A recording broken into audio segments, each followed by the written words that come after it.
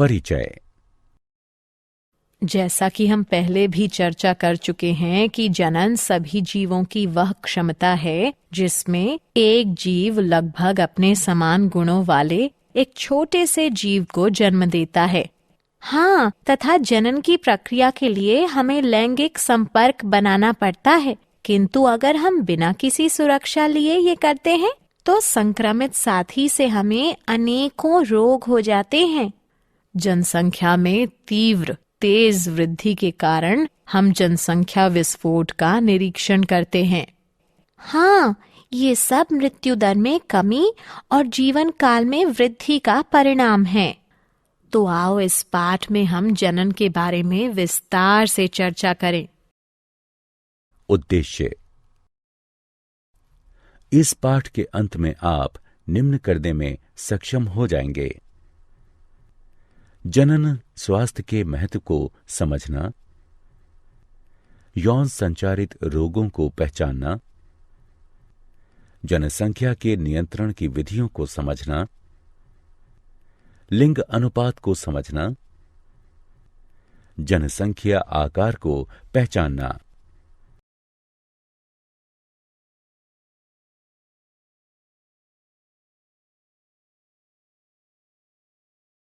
जनन स्वास्थ्य। जनन स्वास्थ्य सामान्य स्वास्थ्य के वे सभी पहलू हैं जो कि एक मनुष्य के सामान्य, सुरक्षित तथा संतुष्ट जनन जीवन को बढ़ावा देने में सहायक हैं।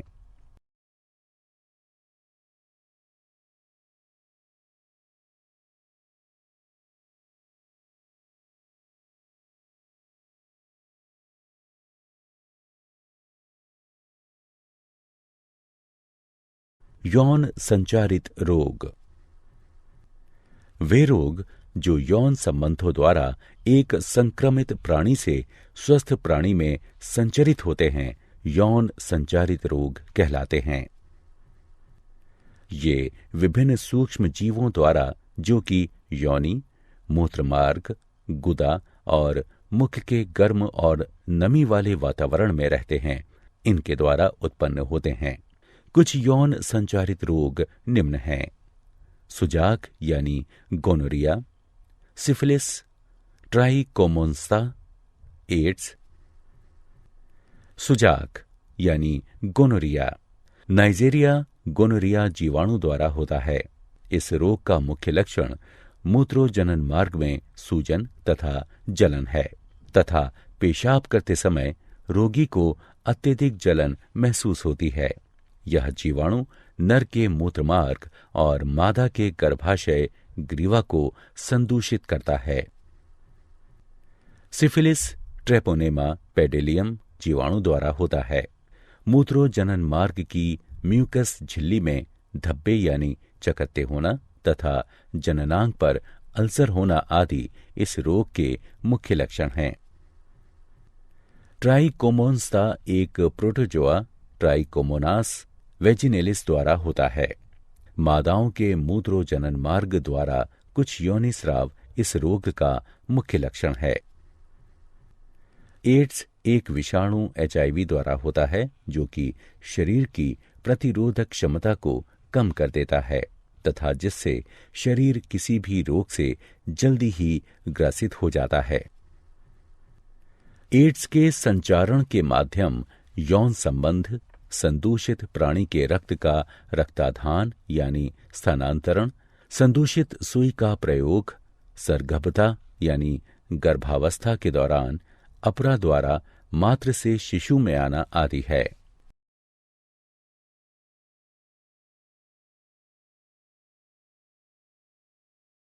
जन्म नियंत्रण की विधियां। सगर्भता गर्भावस्था का नियंत्रण करने के लिए अनेक तकनीकियां विकसित की गई हैं। ये मुख्यतः 3 प्रकार की होती हैं: यांत्रिक अवरोधक विधि, रासायनिक विधि, शल्य क्रियात्मक विधि।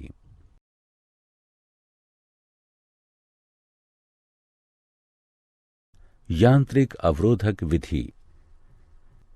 यांत्रिक अवरोधक विधि में शारीरिक बाह्य युक्तियां जैसे कॉन्डोम, डायाफ्राम और ग्रीवा टोपी प्रयुक्त होते हैं, जो कि संभोग यानी मैथुन के दौरान शुक्राणुओं को स्त्री के जनन मार्ग में घुसने से रोक देते हैं। अतः यह उनके बीच में रोधक की भांति कार्य करता है।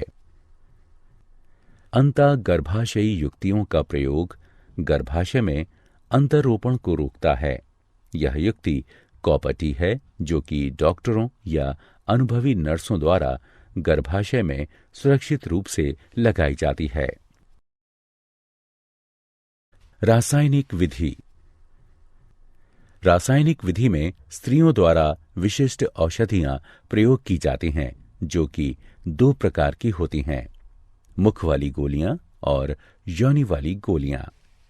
मुख वाली गोलियों को मुखीय गर्भ निरोधक भी कहते हैं, जो कि शरीर के हार्मोनों के संतुलन को बदल देती हैं, जिससे कि अंड का त्याग नहीं होता और निषेचन नहीं हो सकता है।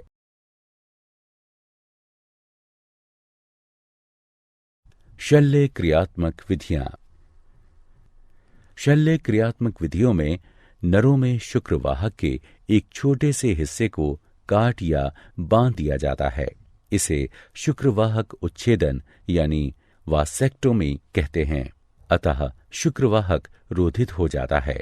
इस प्रकार शुक्राणुओं का स्थानांतरण रुक जाता है। मादाओं में अंडवाहिनी नलिका शल्य क्रियाओं के द्वारा काट या बांध दी जाती है। इसे नलिका उच्छेदन यानी ट्यूबेक्टोमी कहते हैं।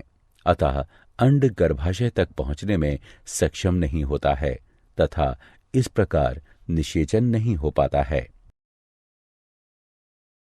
लिंग अनुपात। एक जन समुदाय में मादा तथा नर की संख्या का अनुपात ही लिंग अनुपात कहलाता है।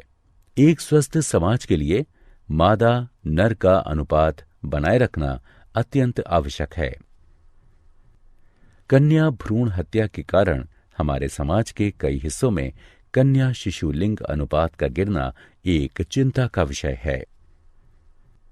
इसलिए जन्म से पहले भ्रूण के लिंग का पता लगाना एक कानूनन अपराध माना गया है।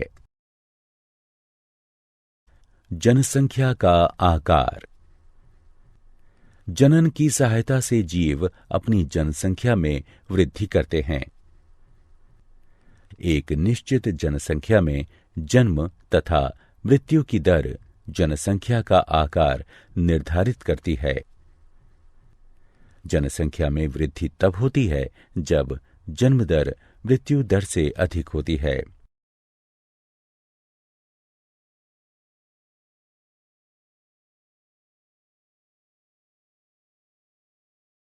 क्या आप जानते हैं, मानव जनसंख्या वृद्धि की चरघातांकी अवस्था 1750 एडी में शुरू हुई थी।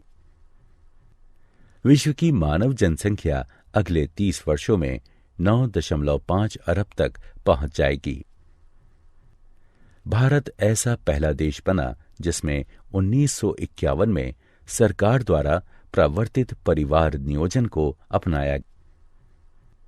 नाको राष्ट्रीय एड्स नियंत्रण संस्था। भारत ने 1987 में राष्ट्रीय एड्स नियंत्रण संस्था प्रारंभ की थी। प्रत्येक वर्ष 1 दिसंबर विश्व एड्स दिवस के रूप में मनाया जाता है।